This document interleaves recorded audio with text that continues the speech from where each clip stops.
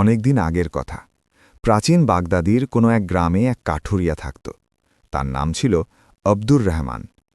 তার স্ত্রীর নামে ছিল নূরজাহান, আর তাদের দুইটা ছোট বাচ্চা ছিল। আব্দুর রহমান রোজ খুব ভোরে ঘুম থেকে উঠত, তার কুড়ালটা কাঁধে নিত আর ঘন জঙ্গলে কাঠ কাটতে চলে যেত। সন্ধ্যায় সে কাঠের বোঝা মাথায় করে শহরের বাজারে বেচতে যেত, আর যা কিছু টাকা পেত তা দিয়ে তার সংসারের খরচ চালাত। একদিনের কথা, খুব গরম পড়েছিল। দুপুরের সময় সূর্য যেন আগুন ঢালছিল। আব্দুর রহমান সকাল থেকে কাঠ কাটতে কাটতে ক্লান্ত হয়ে পড়েছিল। সে ভাবল, কিছুক্ষণ বিশ্রাম নেওয়া যাক। সে জঙ্গলের ভেতর এক পুকুর পাড়ে পৌঁছল। এই পুকুরটা অনেক পুরনো ছিল, আর গ্রামের মানুষ বলত যে এর মধ্যে কোনো রহস্য লুকিয়ে আছে। আব্দুর রহমান একটা গাছের নিচে বসে পান খেল আর একটু জিরিয়ে নিতে লাগল। হঠাৎ তার নজরে পড়ল পুকুরের মাঝখানে চকচকে কিছু একটার ওপর। সে উঠে কাছে গিয়ে দেখতে লাগল, আরে, এটা কি করে সম্ভব? পুকুরের ঠিক মাঝখানে একটা মটকা, আর সেটাও সোনার ওপর মতো চকচক করছে। আরে, আমার তো কপাল খুলে গেল। আব্দুর রহমানের মনে লোভ চলে এলো। সে ভাবল, যদি এই মটকা খাজানায় ভরা থাকে তবে তো আমি বড় লোক হয়ে যাব। তারপর আমাকে আর রোজ রোজ কাঠ কাটার দরকার হবে না। যদি করে মটকা তুলে ফেলি, তারপর তো এই কাঠ কাটার ঝামেলা শেষ হয়ে যাবে। আব্দুর রহমান তার কুড়ালটা পাড়ে রাখল আর কিছু না ভেবে পুকুরে ঝাঁপ দিল। সাঁতরে মটকার দিকে এগোতে লাগল, কিন্তু যেই সে মটকার কাছে পৌঁছল, এক অদ্ভুত ব্যাপার ঘটল। মটকা তার থেকে দূরে সরে যেতে লাগল। এটা কি হচ্ছে? আমি এটার কাছে যাচ্ছি আর এটা আমার থেকে দূরে পালাচ্ছে। আরে দাঁড়া, কোথায় পালিয়ে যাচ্ছিস? আমি তোকে তুলেই ছাড়ব। আব্দুর রহমান গায়ের জোর লাগিয়ে সাঁতরাতে শুরু করল, কিন্তু সে যতই মটকার কাছে যায়, মটকা ততই দূরে সরে যায়। শেষমেশ মটকাটা পুকুরের অন্য পারে গিয়ে থেমে গেল। এই পাজি মটকা আমার সাথে খেলা করছে, কিন্তু দাঁড়া, আমি তোকে ছাড়াই পুকুর থেকে উঠব না। জীবনে এমন সুবর্ণ সুযোগ বারবার আসে না। আব্দুর রহমান আবার সাঁতরাতে লাগল, আর এবার সে মটকার একদম কাছে পৌঁছে গেল। সে মটকা ধরার জন্য হাত বাড়াল, কিন্তু ঠিক সেই মুহূর্তে এক ভয়ঙ্কর ঘটনা ঘটল। হঠাৎ চারদিক থেকে ঘন কালো ধোঁয়া উঠতে শুরু করল। ধোঁয়া এত ঘন ছিল যে রহমান কিছুই দেখতে পাচ্ছিল না। আরে আরে এটা কি হচ্ছে? আমার শরীর ধোঁয়ার মধ্যে হারিয়ে যাচ্ছে কেন? না না, এই মশলাটা অভিশপ্ত। বাঁচাও, কেউ বাঁচাও আমাকে। আমি মরতে চাই না। আমাকে ছেড়ে দাও। আল্লাহর বাস্তে আমাকে ছেড়ে দাও, বাঁচাও। হঠাৎ তীব্র আলো ছড়িয়ে পড়ল, এত তীব্র যে কেউ দেখলে অন্ধ হয়ে যেত। আর তারপর সব শেষ। আব্দুর রহমান আর মটকা দুটোই গায়েব হয়ে গেল। পুকুরের পানি একদম শান্ত হয়ে গেল, যেন কিছুই হয়নি। এভাবে পুরো 1 মাস কেটে গেল। আব্দুর রহমানের স্ত্রী নূরজাহান নিজের কুড়ে ঘরে বসে শুধু কাঁদত। তার বাচ্চারাও মাকে কাঁদতে দেখে কাঁদত। ঘরে খাওয়ার মতো কিছুই ছিল না। নূরজাহান প্রতিবেশীদের কাছ থেকে ধার দেনা করে কোনো মতে দিন পার করছিল। হে আল্লাহ, আমি এখন কি করব? আমার স্বামী গায়েব হয়েছে 1 মাস হয়ে গেল। আগে ভাবতাম হয়তো অন্য কোনো গ্রামে কাজের জন্যে গেছে, কিন্তু এতদিন হয়ে গেল সে এখনও ফিরে এলো না। এখন তো আমাকেই তাকে খুঁজতে বেরোতে হবে। আল্লাহই জানেন সে কোথায় আর কি হালে আছে। নূরজাহান তার বাচ্চাদের এক প্রতিবেশীর কাছে রাখল আর নিজে আব্দুর রহমানকে খুঁজতে বেরিয়ে পড়ল। সে সোজা জঙ্গলের দিকে রওনা দিল, কারণ সে জানত আব্দুর রহমান রোজ এই জঙ্গলে কাঠ কাটতে আসত। উনি রোজ এই জঙ্গলে কাঠ কাটতে আসতেন। হয়তো এখানেই কোথাও তার কোনো খোঁজ পাওয়া যাবে। নূরজাহান ঘন জঙ্গলের ভিতর দিয়ে হাঁটতে লাগল। রাস্তা কঠিন ছিল আর ঝোপঝাড় তার কাপড়ে আটকে যাচ্ছিল, কিন্তু সে থামল না। কিছুক্ষণ পর সেই পুকুর পাড়ে পৌঁছল। হঠাৎ তার নজর মাটিতে পড়ে থাকা একটা কুড়ালের উপর পড়ল। এটা কি? এটা তো আমার স্বামীর কুড়াল। যদি ওনার কুড়াল এখানে পড়ে থাকে, তাহলে উনি কোথায়? নূরজাহান কুড়ালটা তুলে বুকে জড়িয়ে ধরল। তার চোখে পানি চলে এলো, কিন্তু সাথে সাথে তার মনে এক দৃঢ় সংকল্প এলো। আমি আমার স্বামীকে খুঁজে বের করবই, সে মাটিতে থাকুক বা মাটির নিচে পাতালে, আমি তাকে ফিরিয়ে আনবই। ঠিক তখনই পিছন থেকে একটা আওয়াজ হলো, মারে। নূরজাহান ভয় পেয়ে পিছন ফিরে তাকাল। সাদা পোশাকে এক বৃদ্ধ দরবেশ দাঁড়িয়েছিলেন। তার লম্বা সাদা দাড়ি ছিল আর চেহারায় অদ্ভুত এক নূর ছিল। তার হাতে ছিল একটা লাঠি। মারে, কি হয়েছে? তুমি এত চিন্তিত কেন? এই নির্জন জঙ্গলে একা কেন এসেছ? হুজুর, আমার স্বামী নিখোঁজ হয়ে গেছেন। 1 মাস হলো তিনি বাড়ি ফেরেননি। এই যে ওনার কুড়াল এখানে পাওয়া গেছে। দরবেশ একটা দীর্ঘশ্বাস ফেললেন এবং খুব গম্ভীর হয়ে বললেন, মারে, আমার কথা শোনো। তোমার স্বামী যেখানে গেছে সেই রহস্যের পিছনে যেও না, নইলে তুমিও সেই রহস্যের অংশ হয়ে যাবে আর কখনো ফিরে আসতে পারবে না। যদি তুমি বাঁচতে চাও তবে এখনই এখান থেকে ফিরে যাও। নূরজাহানের চোখ দিয়ে পানি পড়তে লাগল। কিন্তু হুজুর, আমি আমার স্বামীকে খুব ভালোবাসি। আমরা দুজন একসাথে অনেক কষ্ট সহ্য করেছি। তাকে ছাড়া আমি বাকি জীবন কিভাবে কাটাব? দরবেশের চেহারায় আফসোসের ছাপ ভেসে উঠল। তিনি তার লাঠি মাটিতে ঠুকে বললেন, মারে, আমি তোমার দুঃখ বুঝতে পারছি, কিন্তু তুমি ফিরে যাও। তোমার দুটো ছোট বাচ্চা আছে, ওরা তোমার অপেক্ষা করছে। ওদের খেয়াল রাখো, ওদের ভবিষ্যতের কথা ভাবো। যদি তুমিও এখানে হারিয়ে যাও তাহলে ওদের কি হবে? এই জায়গা নিরাপদ নয়। এখান থেকে যদি চলে যাও। নূরজাহান দরবেশের কথা শুনল, কিন্তু কিছু বলল না। সে চুপচাপ নিজের গ্রামের দিকে ফিরে এলো। মনে হাজারো প্রশ্ন ছিল, কিন্তু বাচ্চাদের চিন্তায় সে ফিরে এলো। কিছুদিন পর সারা গ্রামে অদ্ভুত আলোচনা শুরু হলো। আরে ভাই, জানো, ওই আব্দুর রহমান যে অদ্ভুতভাবে গায়েব হয়ে গেল, এখনও পর্যন্ত তার কোনো খোঁজ পাওয়া যাচ্ছে না। বলো তো, গ্রামে কি এখন এমন সব ঘটনা ঘটবে নাকি?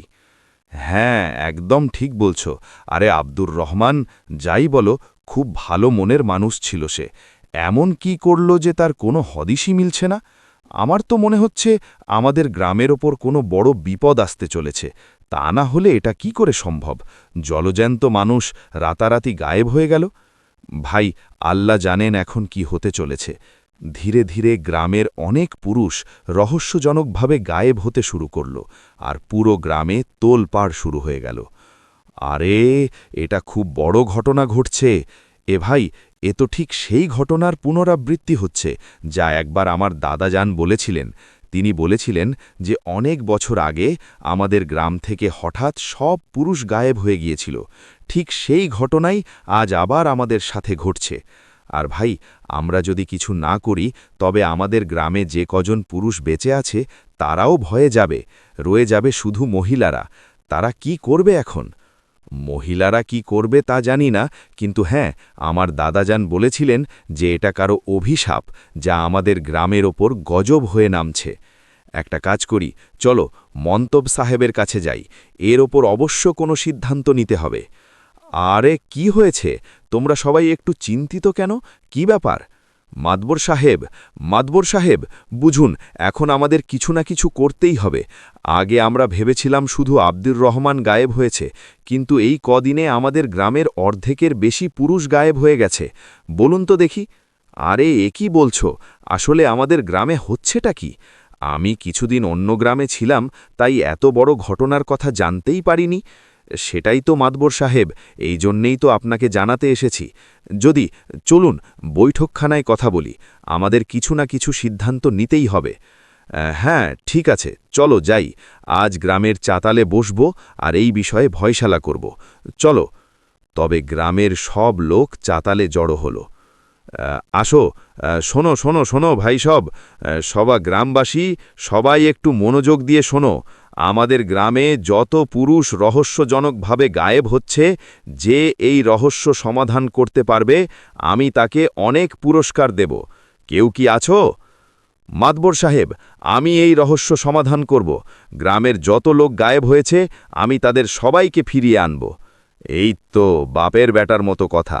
কেউ তো পুরুষ মানুষ সামনে এলো।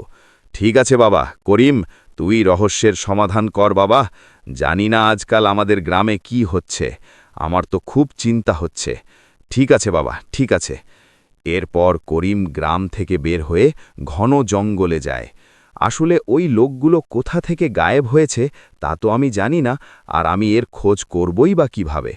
তখনই সেই বৃদ্ধ দরবেশ আসেন। আল্লাহ, আল্লাহ, তুই কোথায় যাচ্ছিস বাবা? নিজের মরণ খুঁজতে? এমন কথা কেন বলছেন হুজুর?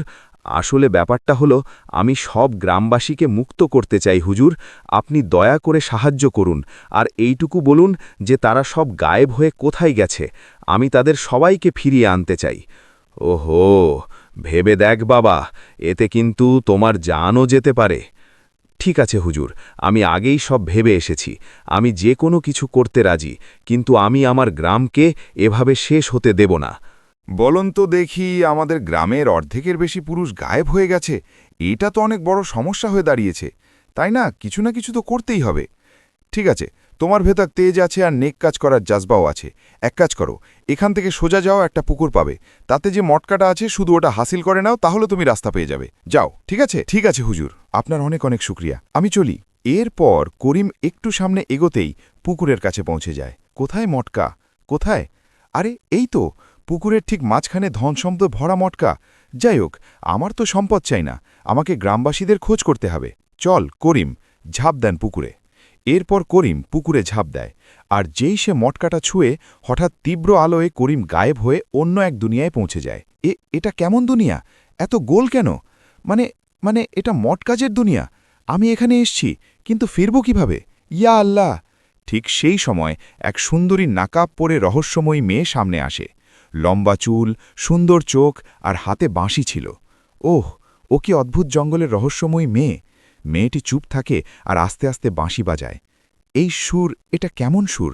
আমি আমি এর পেছনে পেছনে কেন যাচ্ছি? আমার পা তো আমার বসে নেই। থাম! আরে এটা কি চক্কর? মেয়েটি বাঁশি বাজাতে বাজাতে সামনে হাঁটতে থাকে। করিম চাইলেও নিজেকে আটকাতে পারে না, আর তার পিছনে পিছনে যেতে থাকে। কিছুক্ষণ পর সে এক অদ্ভুত জায়গায় পৌঁছায়, যেখানে চারদিকে বড় বড় মটকা ছিল। প্রত্যেক মটকা থেকে শুধু ঘাড় বাইরে ছিল। ইয়া আল্লাহ! এতগুলো মটকা, আর সেগুলো এত বড় বড়, আর একটা গ্রামবাসী শুধু ঘাড় দেখা যাচ্ছে। ও, তার মানে এসব গ্রামবাসীকে পুরোপুরি এই মঠগুলোতে বন্দি করে রেখেছে। তখনই মেয়েটি জোরে জোরে হাসতে থাকে। তো তুই কে? আর এই গ্রামবাসীদের তুই মটকার মধ্যে কেন বন্দি করে রেখেছিস? আর তাদের শুধু ঘাড় কেন দেখাচ্ছিস? শরীর কোথায়? এখন তুই একটা মটকায় বদলে যাবি। এই দেখেই বড় মটকাটা, এখন এটাই তোর কবর হবে। আলো করিমকে ধরতে আসে, তখনই করিম ঝট করে মাটি তুলে তার চোখে ছুঁড়ে মারে। আমাকে ধরতে পারবি না, বুঝেছিস? আমি তোকে জ্যান্ত ছাড়ব না। আরে দেখো দেখো, আমি তোমাকে ক্ষতি করতে বা কোনো লোভে আসিনি। আমি তো এখানে আমার গ্রামের লোকদের সাহায্য করতে এসছি। আমাকে এটা বলো, কেন মটকার দুনিয়ায় বন্দি করে রেখেছে এদের সবাইকে? দেখো, আমার কথা বোঝো, আমাকে শুধু এইটুকু বলো কেন করেছ। ঠিক আছে, তোকে তো এমনিতেই মরতে হবে, আর তুই লোভী অনস, তাই এই শখটা অবশ্যই পূরণ করব। আমার সত্যিটা জানতে চাস তো? শোন, এই ঘটনা সেই সময় যখন আমি এই দুনিয়ায় আসতে যাচ্ছিলাম। আর এই সাব্বির, তোর বউয়ের বাচ্চা হবে জানিয়ে দিস। ছেলে হয়েছে না মেয়ে, সবাইকে খবর দিয়ে দেব। চিন্তা করবেন না চাচা যান, মেয়ে হলে তো আপনি জানেনই, আমাদের গ্রামের যা রেওয়াজ আমরা তাই করব। মেরে ফেলব তাকে, চাই না আমাদের মেয়ে। হ্যাঁ হ্যাঁ, যদি একটাও মেয়ে আমাদের গ্রামে বেঁচে যায়, তাহলে আমাদের পুরো গ্রামের সর্বনাশ হয়ে যাবে। আমাদের মুরব্বীরা বলেছিল, আমাদের গ্রামে একটা মেয়ে জন্মানো উচিত নয়, শুধু ছেলে জন্মাবে। মনে রাখিস। হ্যাঁ হ্যাঁ হ্যাঁ চাচা যান, আমার সব মনে আছে, সব মনে আছে। তখনই হঠাৎ বাচ্চার কান্নার আওয়াজ আসে। যা যা যা, দেখ তোর বউয়ের বাচ্চা হয়েছে, দেখ তো ছেলে না মেয়ে। ঠিক আছে চাচা যান, আমি এক্ষুনি দেখে বলছি, দাঁড়ান। সাব্বির ঘরের ভেতর যায়। ওগো, আমার বাচ্চা এই দুনিয়ায় এসছে। হ্যাঁ, আচ্ছা ঠিক আছে, বাচ্চা তো এলো, কিন্তু এটা বল ছেলে না মেয়ে? আপনি কী সব বলছেন? এত মান্যত করার পর আমার বাচ্চা হয়েছে, আপনি এই প্রশ্ন আমাকে করছেন? হ্যাঁ, আমি মান্যত করেছিলাম, কিন্তু তার চেয়েও বড় আমাদের গ্রামের প্রথা। জলদি বল, কি হয়েছে, ছেলে না মেয়ে? ছেলে হয়েছে? কি সত্যি? আমার ছেলে হয়েছে? হ্যাঁ, অনেক বড় বোঝা নেমে গেল। এখন আমি খুশিতে সারা গ্রামকে বলতে পারি আমার ঘরে ছেলে হয়েছে। সাব্বির কুড়ে ঘর থেকে বেরোলো। আমাকে মাফ করে দিও, কিন্তু আমি আমার মেয়েকে হারাতে চাই না। আমি জানি তোমরা মেয়েদের ঘৃণা করো, কিন্তু আমি আমার মেয়েকে কোনো মতেই হারাতে চাই না। ওদিকে সাব্বির হাসতে হাসতে ঘর থেকে বেরোলো। আরে চাচা, মুবারক হোক, মুবারক হোক! আরে আমার ছেলে হয়েছে, এটা তো বিরাট খুশির খবর। সারা গ্রামে মিষ্টি মেলানো হবে, আর সবাইকে ঢোলবাদ্য বাজিয়ে জানানো হবে আমাদের গ্রামে ছেলে জন্মেছে। তারপর সব গ্রামবাসী আনন্দ করতে থাকে, আর এভাবেই ধীরে ধীরে সময় কাটতে থাকে। দেখতে দেখতে 4 বছর পার হয়ে যায়। আমার মেয়ে আলো, তুমি এখন 4 বছর হয়ে গেছে, কিন্তু কেউ আজ পর্যন্ত জানতে পারল না যে তুমি আমার মেয়ে না ছেলে। যতদিন সম্ভব আমি কাউকে জানতে দেব না যে তুমি আমার মেয়ে, আমার ছেলে নাও। ঠিক সেই সময় সাব্বির পেছন থেকে শুনে ফেলে। এই তুই মিথ্যে বলছিস, এই মেয়ে তুই তো বলছিস যে ছেলে। এই কথা এক্ষুনি গ্রামের মানুষদের জানাচ্ছে, তুই মিথ্যে কেন বলি? আপনি কি কথা বলছেন গ? আপনার মেয়ে আমাদের রক্ত, এমন করবেন না আল্লাহর ওয়াস্তে। আমরা এই কথা 4 বছর ধরে গ্রামবাসীর কাছ থেকে লুকিয়ে আছি। আপনিও বলবেন না, দেখুন কত মাসুম বাচ্চা, এমন করবেন না। না না, পুরো গ্রামের মানুষের জান আমি বিপদে ফেলতে পারি না। আর এত অনেক বড় পাপ হয়ে গেছে, তাও 4 বছর ধরে এই আমাদের গ্রামে বেঁচে আছে। এখন জানি না এই পাপ মোচন হবে কিনা। সাব্বির ঘর থেকে বেরিয়ে পড়ে। আম্মা আম্মা আব্বাজান এমন কেন করেছিলেন? আমি কি পাপ নাকি আম্মা? না রে মা, তুই একদম পাপী নস, তুই তো আমার রহমত। জানি না এখন কি হতে চলেছে। অন্যদিকে সাব্বির বুড়ো লোকটার কাছে পৌঁছায়। কি হলো সাব্বির, তোকে আজ খুব ঘাবড়ানো মনে হচ্ছে? কি ব্যাপার চাচাজান? আসলে ব্যাপারটা হলো, আমার বউ মিথ্যে বলেছিল। আমার ঘরে যে ছেলে আছে সে ছেলে নয়, বরং মেয়ে। মেয়ে সে সবার কাছ থেকে সত্যটা লুকিয়েছিল, এমনকি আমার কাছ থেকেও। চল চল চাচাজান, আমাদের এর বিহিত করতেই হবে। না না না, এ তো অনেক বড় গুনহা হয়ে গেছে। আরে 4 বছর ধরে বেহুশ হয়ে পড়েছিলেন নিজের ঘরে, নালায়েক কথাকার। এখন তো আমাদেরও কে জানে মেরে ফেলতে হবে, নইলে আমাদের গ্রামে না জানি কতজনের কোরবানি চলবে। তাহলে আমরা কি করব চাচাজান? যদি কোনো রাস্তা বাতলে দিন। আপনি তো এই গ্রামের মুরব্বী, আপনি যা বলেন আমরা তো তাই করি। এত বড় পাপ আমরা কিভাবে ধরব? তো শোন, আমরা ওকে এমন শাস্তি দেব যে এরপর কেউ এই গ্রামে মেয়ের জন্ম দেওয়ার আগে 100 বার ভাববে। আমরা ওকে সহজ মৃত্যু দেব না। তোর মেয়েকে আমরা এক জাদুকরী মটকায় বন্দি করে দেব আর পুকুর পাড়ে ফেলে আসব, যাতে ওর মেয়ে তিলে তিলে মরে, আর ওর চিৎকার শুনে গ্রামের সব মহিলার মনে ভয় ঢুকে যায়, যাতে তারা ভবিষ্যতে কখনো আমাদের কাছে সত্য না লুকায়। হ্যাঁ, ঠিক আছে চাচাজান, আপনার যা ভালো মনে হয় তাই করি। কিন্তু মটকার ভেতন আমরা এত বড় বাচ্চাকে বন্দি করব কিভাবে? চিন্তা করিস না, আমি জাদু জানি। আমি তা দিয়ে তোর মেয়েকে মটকায় বন্দি করে দেব, যাতে কেউ ওকে বের করতে না পারে। চল, এখন চলুন। তারপর সব গ্রামবাসী, সাব্বির আর বুড়ো লোকটি সাব্বিরের ঘরে আসে। আপনারা এখান থেকে চলে যান, আমি আমার মেয়েকে কোনো মূল্যেই দেব না। আরে তুই দিবি না মানে? আমি এই পাপ আমার ঘরে রাখতে পারি না। আরে দে, জলদি করে আমার ঘর থেকে বের করতে হবে। কে? আরে দে আমাকে। সাব্বির আলোর হাত ধরে হেঁচড়াতে থাকে। না বাবাজান, আমাকে ছেড়ে দিন। আমার মা, আমাকে বাঁচাও। আম্মা, আমি যাব না মা, আমি আপনার কাছে থাকব। আল্লাহর ওয়াস্তে ছেড়ে দিন, আমার মেয়েকে ছেড়ে দাও। তোমরা এসব কি করছো? তোমরা ঠিক করছো না, আমার মেয়েকে ছেড়ে দাও। আলোর মা এগিয়ে যায়, তখনই পা পিছলে মাথা পাথরে লেগে তার মৃত্যু হয়। না, এমন করো না, আল্লাহর ওয়াস্তে ছেড়ে দাও আমাকে। কি হয়েছে? উনার মাথা থেকে রক্ত পড়ছে। আব্বাজান দেখুন না। চুপ কর, ওকে তো আমি পরে দেখব। ও যা করেছে তার শাস্তিও পাবে। আগে তোকে মৃত্যুদণ্ড দেব। চল। হ্যাঁ, এই দেখ মটকা, ওকে এখানে রাখ রাখ। তারপর বুড়ো লোকটি মন্ত্র পড়ে, আর আলো মটকার ভেতর বন্দী হয়ে যায়। আমাকে বের করো আব্বাজান, আমার দম বন্ধ হয়ে আসছে। এই মটকা থেকে আমাকে বের করো। এখন এই মটকাটা নিয়ে পুকুর পাড়ে রেখে দাও। সেখানে 2 দিন পর্যন্ত এভাবেই মটকার ভেতর থাকবে, তারপর নিজেই দম বন্ধ হয়ে মারা যাবে। নিয়ে যাও একে। সাব্বির মটকাটা পুকুর পাড়ে রেখে দেয়। কেউ আছো? আমাকে বের করো। আম্মা, আব্বাজান, আমাকে এই মক্কা থেকে বের করো। ঠিক সেই সময় ওই দরবেশ আসেন। আচ্ছা, তুই মাসুম বাচ্চাটিকে এই মটকায় বন্দি করে দিয়েছে। তারপর দরবেশ নিজের শক্তিতে মটকা খুলে দেন। আমার আম্মা কোথায়? আমি আমার কাছে যাব। দাঁড়াও, যদি তুমি তোমার আম্মার কাছে যাও, আমরা তো আর এই দুনিয়ায় নেই। আর যদি গ্রামবাসী তোমাকে দেখে ফেলে, তবে তোমাকে আবার এখানে মরার জন্য ফেলে যাবে। এমনটা গ্রামবাসী আমার সাথে কেন করছে? আমি তো কারো ক্ষতি করিনি, তাও গ্রামের মানুষ আমাকে এত ঘৃণা কেন করছে? তুই জানিস না মা, এই গ্রামের না খুব নিষ্ঠুর এক ভূত আছে রে মা। এই গ্রামে একটাও মেয়ে জন্মায় না, আর যদি কেউ জন্মায়ও যায়, তবে জন্মানোর সাথে সাথেই তাকে মেরে ফেলে দেওয়া হয়।